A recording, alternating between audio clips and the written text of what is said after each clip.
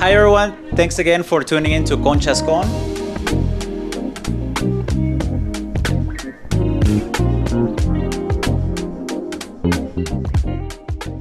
On this episode I have Carla Navarrete. Carla Navarrete is an immigration attorney, right? Where are your offices at? We have offices in LA, downtown LA, Chino, and our main office is in Southgate. Southgate, yeah. So her Chino office is pretty close to me, so I'm gonna hit you up one of these days because I have a case there that I need to fix. But anyway, Carla came out to my panaderia to make conchas with her kids, right? Yes. You brought a friend of yours, I remember. Yes, mi comadre. Yeah, her comadre, and they make conchas over there at my bakery. And then she asked me, what if I do this at my house with my kid's birthday? And I was like, why not? And so we set it up, and now we're here. Of course, yes. Great activity for the kids. So we're gonna have a bunch of kids right here making conchas while we interview her, and she makes her own conchas again because you already made them once. So you should be a pro at this, okay? Yes, I'm bracing myself. Yeah. And then you kids are gonna be sweating. You're gonna be working hard. Panaderos like Arturo, myself, we do this every single day. We do have big mixers, like a big machine like this one, but it's like about this big, where we mix the masa. So it's kind of a little bit of cheating, but you guys are gonna do it from scratch, like panaderos in Mexico, where they don't have those big machines. Okay. So we're gonna get started with the kids first. Yes. I'm gonna show them how to get started because we have you're gonna have a mixer, so yours is gonna be a lot faster. Okay. Yes. All right. So we're gonna get started. All right, kids. So the first step, and Cynthia on that side, she's gonna help you guys. It's gonna be 2 kits per pile. Okay. So you guys are gonna start mixing your dough. In front of you, you guys have this concha kit that I built so that anybody can make conchas at home. So if you're watching at home, you can order it online, and it gives you everything you need to make conchas. All you need to add is water.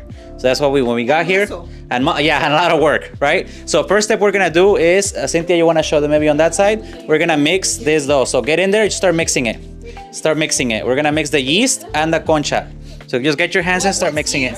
So yeast is levadura. Levadura is what makes conchas rise, so they can bake. Yeah, sin miedo, mezclen la mano, métanle hasta abajo. Yeah, all the way below and all the way on top, okay? And I promise you, eventually you guys are gonna be like, no, you do it, because you're gonna get tired. Okay? Just mix it. Que lo mezclen bien, mezclenlo bien, sin miedo. Okay, now you're gonna bring it back into the pile that you started with. Now we're gonna make a hole in the center, a big crate, okay? So with the tip of your fingers, you're gonna do this, watch. And you're gonna go Like that, okay? So do that, pretty big hole, okay? So we're gonna start pouring some water inside that crate. Just throw a big chunk in there. And then the other one, start mixing the así con eso. Teamwork. And I start mixing it in. And you're gonna mix it, scrape it in. Now, si se te cae, Oh my gosh. you have a spatula, okay? Te va a tocar barrer y trapear al final de eso, no te preocupes. You Okay. must like them. Okay, ándale, start mixing.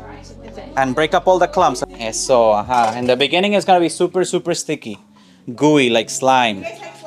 Yeah, so it's gonna look like that, okay? no.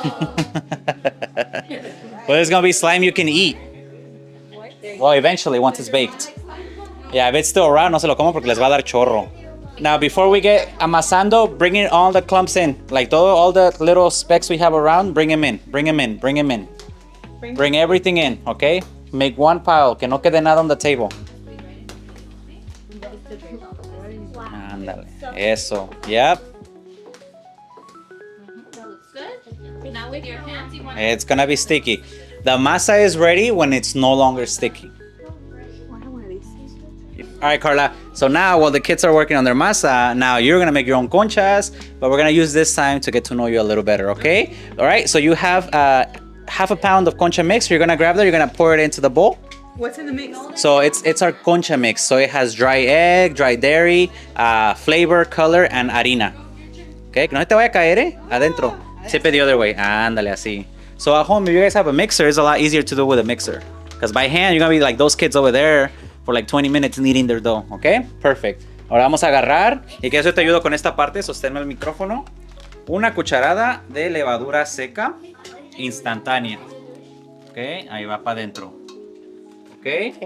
Ahora tengo ahí medido 4 onzas de agua, so échale tus 4 onzas de agua a la mixer. All the way, todo. Hola, todo, porque como no tenemos todo en la mesa, tenemos todo aquí, no se va a caer. Toda el agua, ok? Now, to start doing your concha mix at home, you're gonna start on the slow. So, vamos a empezar despacio. We're just gonna wait for it to incorporate a little bit. It's gonna be a lot easier than the time that you did it over there at the bakery, okay? You're not gonna sweat as much. And then you speed it up. We speed it up. Yeah. But we're gonna keep it kind of medium temp so we can talk a little bit.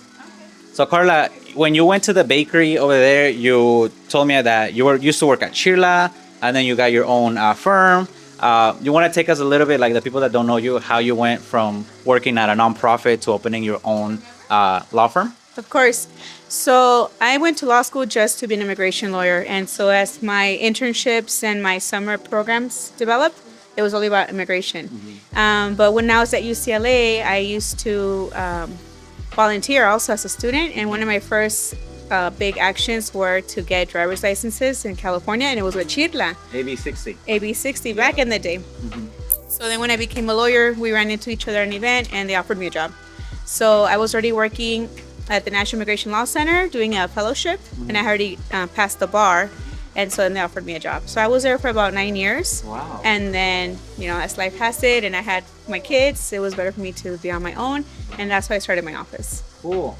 And so in those 9 years, I'm sure you saw a lot of stories, like immigrant stories. Like I have my own immigrant story. What kept you going? Because to be there 9 years at a nonprofit, like what kept you going to like continue doing the work? I must say, Chirla and all the nonprofits do great work. It's needed in our society, in our city. But I really was there because we were building a team. And as a Chicana immigration lawyer, as a Latina lawyer, there's not a lot of us. And at Chirla, I had the opportunity to help hire people that look like me, to represent people that look like me. And I thought that was unique. And that's why I went through many positions, and when I left, I was director of legal services. Wow. But I was able to bring on people with little experience, with no experience, and develop them into a team and show them how to be immigration lawyers. And I think that's like just fundamental for us to represent people that look like us. Right. And I think a lot of what I do here with the teaching Conchas is kind of that same sentiment where we have schools of baking for like French pastry or like cakes and all that, but we don't have a school that teaches how to make pan dulce. Right? And so I think I see a lot of what I'm doing into what you have been doing, right? Like you said you gave a lot of people opportunities in that field. Are some of the people that used to work with you at Chirla now with your firm, or? Yeah, I still have some of them working with me in different capacities, but we still continue working on the same thing, which is helping immigrants, providing quality legal service in their language, culturally sensitive and just culturally aware. Right. And people love to talk to a lawyer that speaks like them and looks like them. And it's something that I'll never forget because there's an ease already and a very traumatic experience. Right. Yeah. And so, like, can you tell the people that don't know where you are? You kind of mentioned it in the beginning. You have offices where? So my main office is in Southgate. And then we have an office where the Chirla building is. And then we have in downtown. And then we have an office in Chino that we opened last year. Due to the raids, we have so many cases in Adelanto. Most of my work is in detained cases, and I'm just there all the time. And folks are getting picked up all over, especially in the IE. Yeah. And so it's a good kind of like middle point for our clients to come and meet with us. Yeah. Yeah, and I was gonna kind of like bring that up. In the last 2 years, maybe 3 years, have you seen an increase of the need for immigration attorneys as far as like with the detentions and all that? Because like I see it outside of our Grove and 6 bakery, literally like the next corner, they're always there. And we get like, oh, they picked up so-and-so. Oh, a customer that walked out of here was picked up. Like, do you see a lot of the increase of that? I mean, I think the first big raid at Ambiance, I think, rattled LA. It shook us. I was out with my daughters and I had to leave and run to downtown LA to talk to detained people from the Fabrica. And that kicked it off. It just didn't stop from there. It just went from something unexpected, just interrupting the quality of life of people. And it just, in the law, it kept getting worse. So the rights kept getting stripped away. So as the rights go up and they go down and they occur in the streets and then they occur at the asylum office and they occur at the fingerprint office and they occur at courts, they're just kind of like cornering people in. Our work has increased. And so it's been very difficult, but it's been very rewarding because we counted recently, we have returned about 110 people home. Oh, that's beautiful. So there's 110 people more back into their community where they got took from.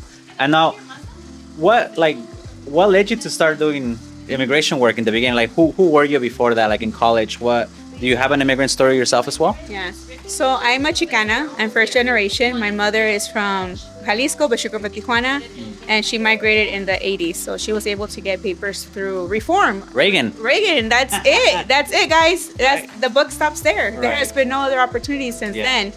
And I always grew up just hearing the constant antagonizing of immigrants, specifically immigrant men, like los jornaleros and all that. And my friend could attest to, we met at UCLA, and we started working on different projects with day laborers, showing them how to read English, do classes, educación popular.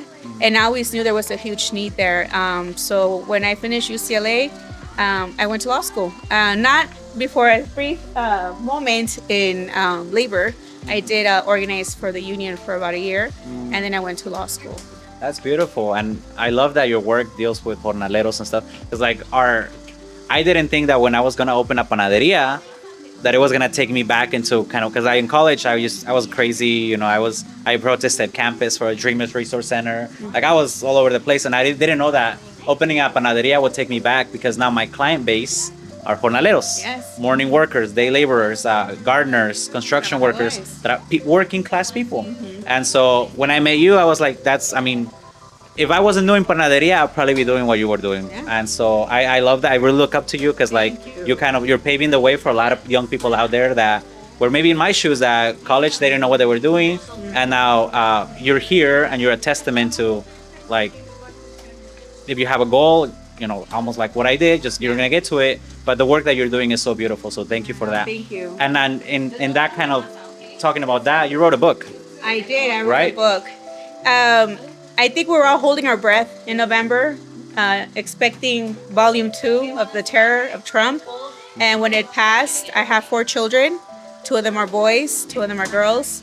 And I was like, the things that were said about immigrants, and I was just like, no, there's just no way that my children could ever be veered in that direction. Right. So I wrote a book that's about, literally, it's about my trajectory, but it's mostly get it. about, yes, thank you.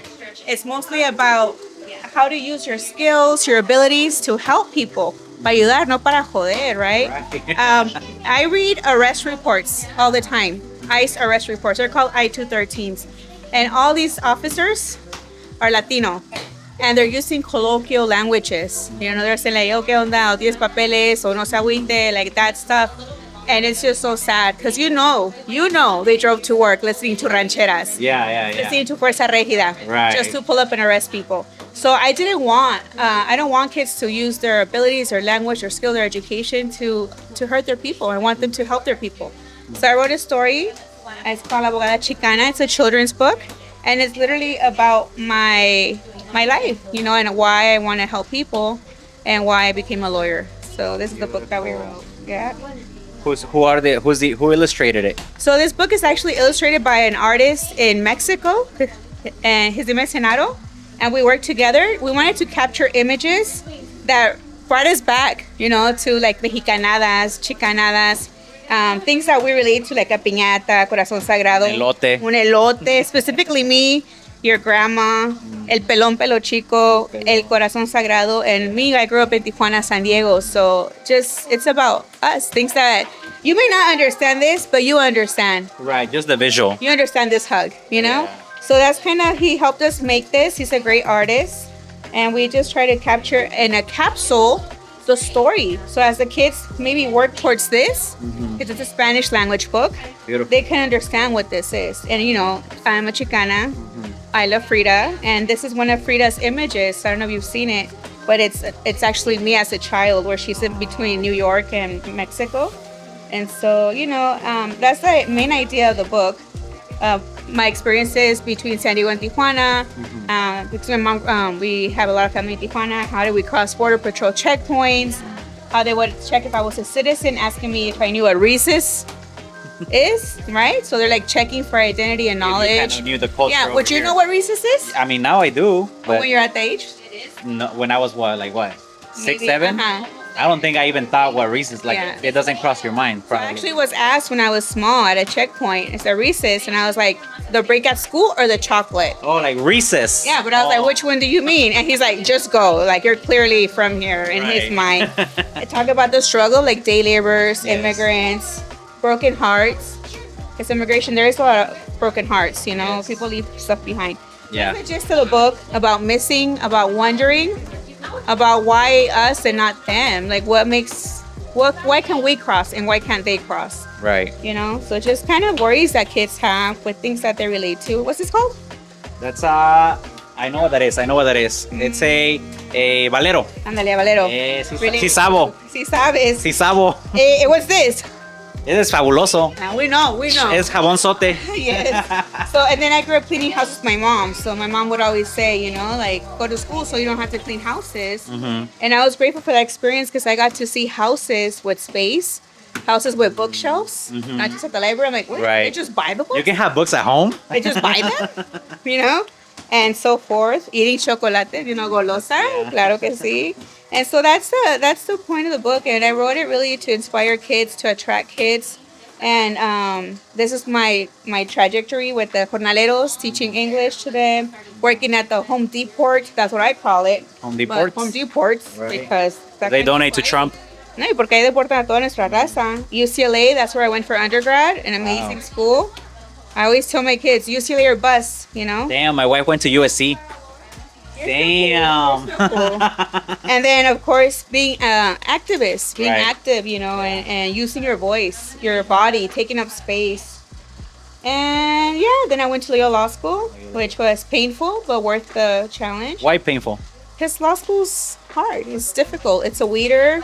It's white. It's very conservative. And you always stick out. So it's a challenge. And I was up for the challenge because I wanted to be an immigration lawyer. Because I see myself doing pan for the next, 5 years. But one of my goals is to be I have levadura right here. You need some more? Why? We dropped the. Tiraron Concha. Ay, no. ¿Cuál fue el chamaco? Oh, no. Okay.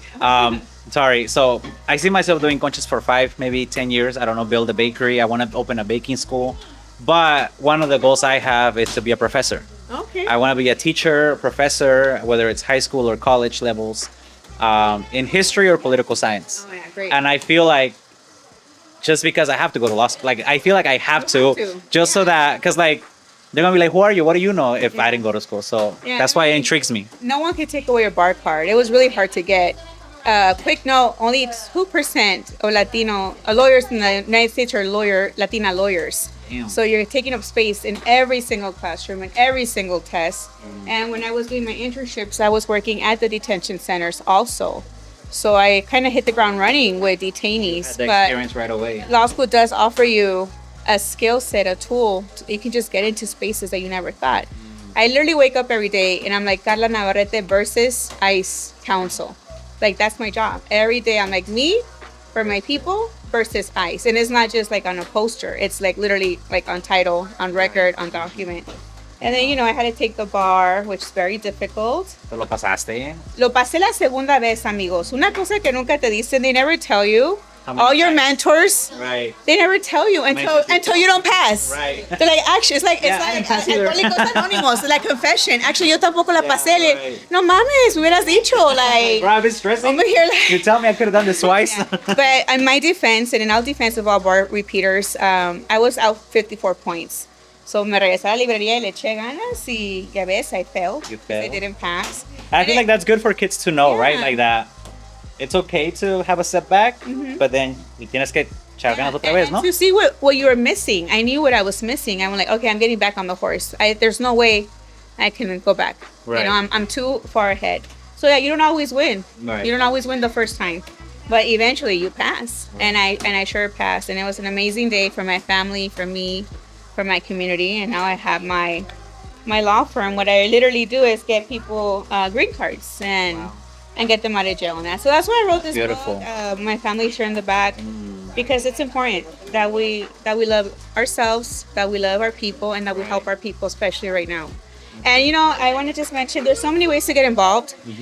Community aid, just chasing out the migra. Yeah. One, it's important. It's Unión urgent. del Barrio. I Unión think, del Barrio, Colectivo, Unión del Ron was one of my inspirations, actually. I guess he never knows this, but when I was in high school, he was at a Mecha conference, and I heard him the same way he speaks now in the early 2000s, calling migra pigs and it stuck with me. And now that I see him in the streets, and I'm like, he is to the core. So props to Ron and to anybody that's in the street. So you can do community defense. If you have the privilege of being a U.S. citizen. If you're out in the morning, I mean, I have all the stories of my clients of how they got picked up, you know, and it's one person making the call can make eyes turn around. It's just so crazy. Like they can just stop. It donating to bond funds to bond people's bonds because it's so hard to get a bond. It's even harder to pay it. They already had to pay the lawyers, and they had to pay the government. And right now the bonds are averaging about $15,000 to $20,000 if they get a bond. They don't even get them because they're finding every excuse. So right now we have to do habeas corpus, which is lawsuits against the government. So just get involved if you can, if you have the privilege. If you can't be in the streets, you know, $5 here, $5 there goes a long way. Yeah, that's right. Yeah, and I mean, everything you're saying, I'm living it like in the street where I'm telling you, like I didn't thought opening a bakery would have me back in this world, but it's my life. Yeah. You know, I'm a working class immigrant kid living in a working class immigrant neighborhood, and we hear the la migra on those big megaphones. We get phone calls to the bakery. Hey, we saw 3 cars in your parking lot. You know, be on the lookout. Yeah. Like this is real. Like this isn't like a lot of people that have the privilege of living in neighborhoods that don't get affected by this don't really like see that. But like us that we're in those neighborhoods, we see that every day. And the oppression is so huge. Like it's just people are dying on the streets. They're getting murdered. And I don't know if you saw the owner of the bakery that turned himself in. I saw that. It's just like shocking to the conscience, and I hope that it never becomes normal, at least in our eyes, as people of color. That's not normal, and that's not okay. And I feel like writing books like these, having conversation with children when they're this age, that like we have to take care of each other. And this isn't forever. I feel like that's the other thing that keeps me going, knowing that what's happening, it's not gonna happen forever. And I can't guarantee it. I don't have the power to do it, but I see people like you, like children that are thinking of growing up in a safe environment, and it just can't happen forever, right? And we're gonna work towards it not being forever. Yeah. And so that's what keeps me going, right? Knowing that I have a kid on the way, and so like in 2-3 years. Thank you. I know. Me puse a trabajar since last time I saw you. That's right. He was doing overtime, guys. 30 hours at the bakery and 30 hours. No, it's not. Cierto, como 70 en el bakery. Right, no, man. Thank you. But yeah, I know that it's not gonna be forever. Yeah. And so I'm gonna do my part with passing on culture, which is pan dulce at home for kids, and you're gonna continue doing the tough work, which is, you know, getting people out and advising the community. But I do want to say something that the work you're doing is important. You came up in my feed at a controversial interview during the government race. Yeah. And I had to meet you. I had to go to your space because those spaces are hard to make. Not just like to create, but every little thing costs so much money. You have no idea. Effort. Yeah. Oh my God, every clavito, every detallito, every papel picado. And what you're creating at Alebrije is community and a community space. And that is major because it's needed everywhere, because it's literally like a hug. Right. It's a hug, and good job doing that, because you're doing that on top of that, on top of 5,000 conchas a day. Yes. I respect. No, thank you. I appreciate it. Yeah, no, I mean, they're here right now, and actually at the bakery, they're teaching concha classes. Oh, mira. So I train people. Since the last time I saw you, I trained a couple more staff members, because I told them August is coming and I have somebody interested, but I don't want to like block out a weekend, because people want to come out and make conchas with us. And so right, and so right now they're doing 2 classes back to back. Okay. And so allá tengo a Héctor, Marisol, Maribel, and Benito in the class. I have my wife Arturo here with me, and yeah, it's a whole team. When I didn't, again, it's so crazy looking back 3 years ago that Alebrijes would be where it is right now. We're still struggling, like, not gonna lie, like you said, everything costs. Yeah. We have to pay right now the sales tax, and we have a $16,000 bill due yesterday that we're probably gonna pay sometime next week when we figure out where the money will come from. And then we have payroll due, and then rent, and like it's every day is a struggle. And honestly, that's where the classes came from, to think outside the box. Literally, right? In the box. Think outside the box, and how can I take this bigger than me? And so let's get back to our concha, see where it is. I'm gonna pause it a little bit. At home, if you guys do use a mixer, every now and then you do want to scrape it, porque ahí tenemos bastante polvo seco todavía que no se ha mezclado. Además que estábamos hablando y chismeando acá que se nos olvidó poquito, pero para que se mezcle todo, so that everything gets mixed well, we're gonna put it back. Yeah, now it's catching all that little excess. So we gotta make sure that every now and then we use a spatula or something to scrape off the bowl, okay? All right, now let's get back to the kids and see how the kids are doing, okay? So, how you doing, kids? ¿Ya mero? Yeah, I gave you guys 20 minutes while we were talking. ¿No? ¿You guys se cansaron? You guys are tired? No. ¿Todavía no? Not even? Dude, I'm dripping, bro. Oh my. Yeah, I know. All right, guys. Now we gotta make sure that the masa is elastic. That's what we're working towards, elasticity. So try pulling it apart. Does se rompe? Right, it doesn't break that easily, right? That means it has some elasticity, so that's what we're looking for. But we're looking for it to get a nice window frame. So if it's still, si se rompe muy fácil, you're almost there. You see how it casi no, pero sí. So you gotta keep going. Another 20 minutes. Look at that. Skill and ability. And we're gonna catch up. Quiero hacer las conchas ya. No. Wow, that was hard, huh? How do you feel? Good. How do you feel? Tired. How do you feel? Not tired. Not tired. How do you feel? It's hot. It's hot. It is. It is. It's a mini bakery experience. How do you feel? Good. I feel not tired. Not tired. That's right.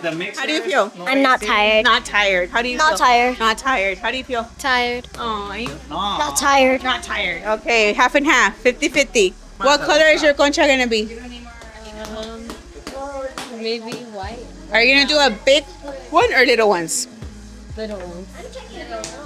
Look at the pearl, guys. Look at the pearl. Bam! Bam! Everyone slap your concha. Bam! Bam! Bam! Bam! never doing it. Oh, man. Slap it gently. That's right. A boomerang right here. Let me see.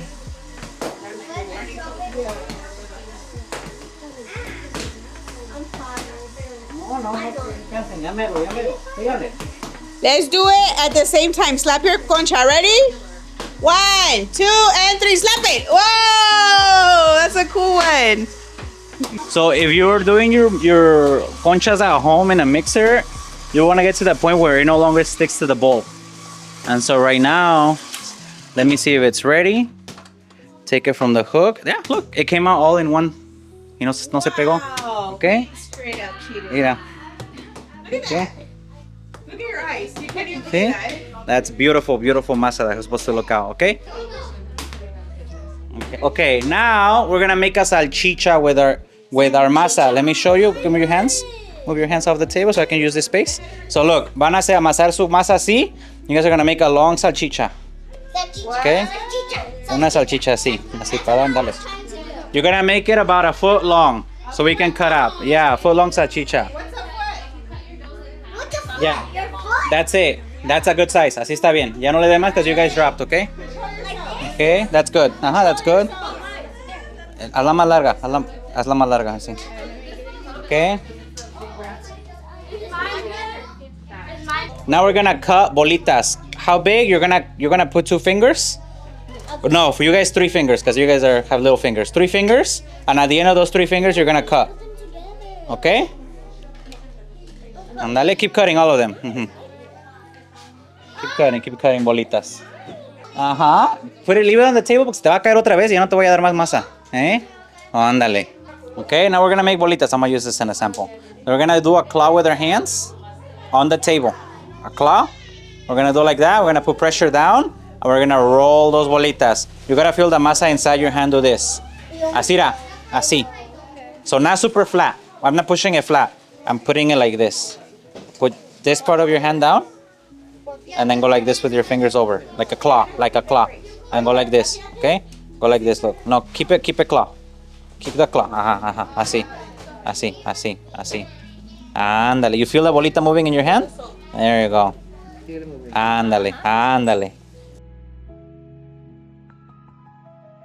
Panaderos take a long time learning this. So if you guys are taking a while to learn this, it's okay, okay? When Arturo came to my bakery asking for a job, he's like, I got fired at the other bakery because I don't know how to make pan. Can you give me a job? I was like, I'll teach you, Arturo. Now he teaches everybody. So, Wow. yeah. It's because I can't do it because I have little hands. Yeah. There's a bakery that does the cookies and the conchas. I seen that. Yeah, concheria? Yeah. Something like that. Yeah, they're beautiful, yeah. They're really nice. Yeah, but the conchas are not conchas. They don't fluff up like ours. Psh, no. They have to be flat. Yep. First we start in each corner. Así, así, así, así, and then we fill up in the center, okay?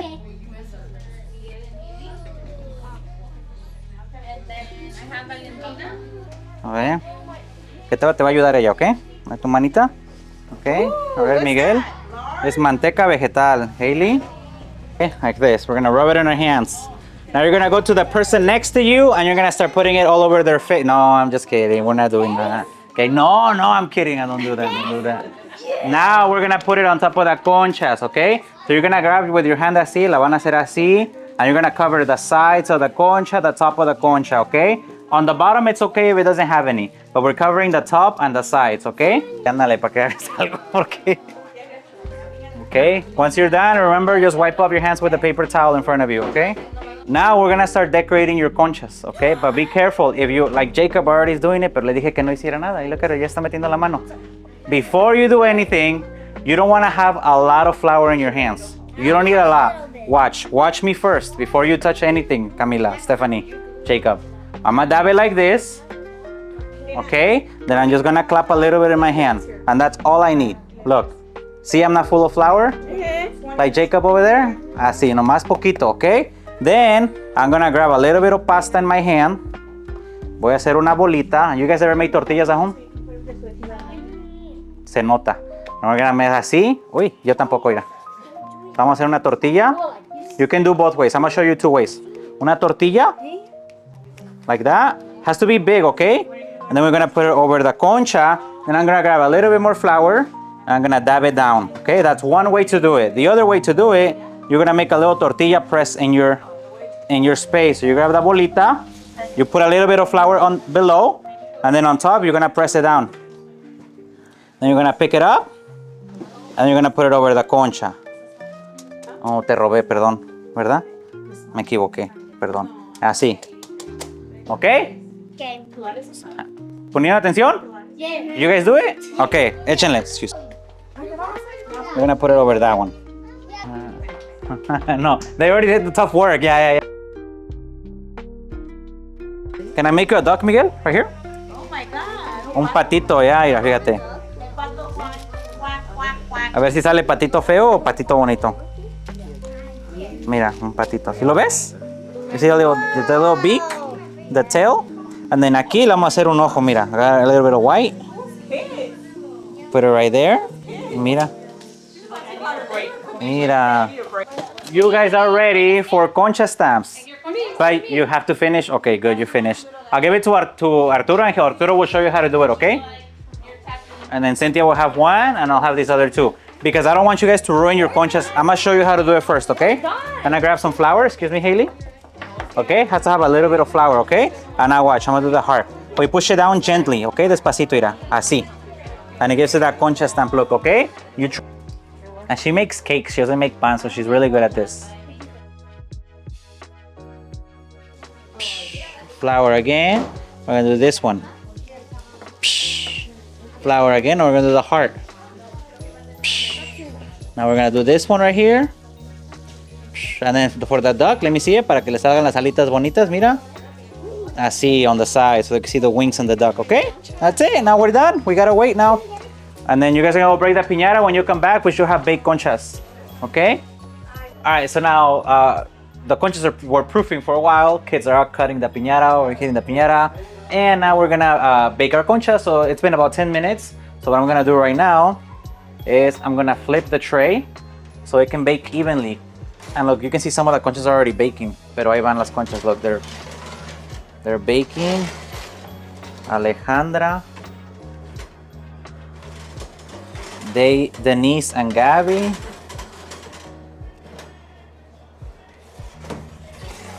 These ones over here. And what I'm gonna do actually, because I can see some are baking more than others, I'm gonna put these on the bottom and I'm gonna put these on top. I'm gonna lower the temperature for another 6 minutes, see how that does. And again, every oven is a little different. So right now I put it at 350, but I'm gonna lower it to 300 for about, I wanna say 6 minutes. to see that they bake evenly. And you can do this at home. If you want to use your home oven, you just got to make sure you know your oven's temperature. Conchas bake between 3 to 350 depending on how strong your oven is. And you could tell right away that this oven is really strong in the back, not in the front, so I had to twist them. It's been about 20 minutes and I did start at 350, but then I reduced it to 300 because I saw some of them got a little darker than the others. We're gonna check them. And actually I think the conchas are ready. So we're gonna be able to take these out. Look at that. Wow, who's that? Oh, I can't see the name, so if that was Jacob's, I wouldn't be able to know. And the other ones, I'm gonna put them to bake. See that? Yeah, they're baked. Some are a little more baked than the others, like this one se me pasó poquito, but it's okay. It's okay. This one's like. Yeah, it's a little burnt, but it's gonna taste just as good, okay? Trust me. Okay, okay. No te vayas a quemar, eh? You wanna try the heart? Okay. You're welcome. Pero no la vayas a agarrar. Tu mano. Gabriela, me das miedo, Gabriela, agárrala. A ver, Gabriela, ¿vas a agarrar esta tú? Ok. Te voy a dar esta a ti. ¿Mande? Oh, you want the heart? Okay. Do you want to share with her? Yeah. Okay. Just swap that. Yeah. There you go. Okay. You guys are going to take the rest too. These are all yours. But I just want you to try that one. It's just a little hot. Okay. If you guys are brave, you're going to take a bite of one, okay? Go ahead. Just blow on it. ¿Quién me regala una? ¿Quién me regala una? Gaby, ¿me regalas una? ¿Me regalas esta? ¿Sí? ¿Porque está más feita o qué? Okay. ¿Es la que se te cayó al piso? Ok, mira qué bonita dentro, mira. 5, ok, va, yo te enseñé a hacerlas, o ahí me vas a acabar debiendo, ok. ¿Están buenas? ¿Están ricas? ¿Están calientitas? ¿Ah? No, it's actually pretty good. That's it. Okay, now we're gonna put it in your guys' boxes, okay? We're gonna put this as a box. Te voy a ayudar a ustedes, okay? So thank you for inviting me to your house with your family, with all the chamacos here. I don't have kids yet, and it's crazy how much energy they require. So I'm getting mentally ready for when it's my turn. But thank you again for inviting me to your house. You know, I brought my equipment, brought my team, and we make conchas here with all the kiddos. You made some too, but then all the chamacos tiraron sus más al piso. Yeah, pero so we borrow hers that we're doing in the mixer para dárselo a esos chamacos. So thank you from the bottom of our heart about Alebrijes Bakery team for inviting us to your house. Anything you want to say to the people watching this at home about your book, about your journey, about anything? Well, que le echen ganas en lo que estén haciendo. Whatever it is, just keep trying. And, you know, props to everyone trying to make it out there. Whatever it is in the law, in your business, in bakery. Échenle ganas and be there for your people in whatever capacity it is, you know. Creating spaces, getting them out of detention, donating, be present at all times. And thank you so much. Honestly, I look up to you. I appreciate the hustle, but I appreciate the cultura too. You know, this is important. It's the biggest deal for me too. Thank you so much for that. Yeah, so you gotta try a conchita. Te robaron. Aquí tenía una conchita, alguien se la robó, pero eso que irá. Está bien, nomás que está bien calientita, ¿ok? Espérate. Déjate una servilleta. A ver, pues. ¿Hiciste un pato? Sí, agarra la servilleta y yo te la paso. Okay? Because to take the last shot of the video, you have to take a bite of a concha, ¿vale? Más está calientita, que no te vayas a quemar, ¿ok? Yeah, es talented. Ya es un patito feo. El patito feo de la manada, pero ya. Y estas conchas were made by little hands. By all the kids right here, yeah. Camila, Estefanía, ¿me regalan una conchita para probarla? Ok, gracias. No les pregunto, se enojan. No, sí. Okay, vale. Salud. Cheers. Cheers, thank you. Salud. Bye. Uy, me quemé. Bye, everyone.